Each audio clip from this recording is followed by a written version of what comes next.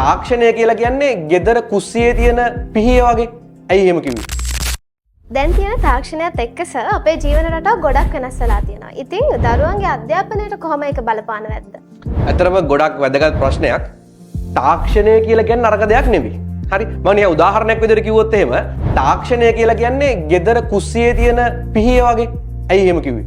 අම්මා ඕකෙන් අපිට කණ්ඩ රහට කෑම හදලා දෙනවා පිහිය පාවිච්චි කරන්න. හැබැයි ඔය පිහිය පාවිච්චි කරන විදිය ගැන දන්නේ නැති කෙනෙක් පිහිය පාවිච්චි කරන්න ගියොත් මොකද වෙන්නේ?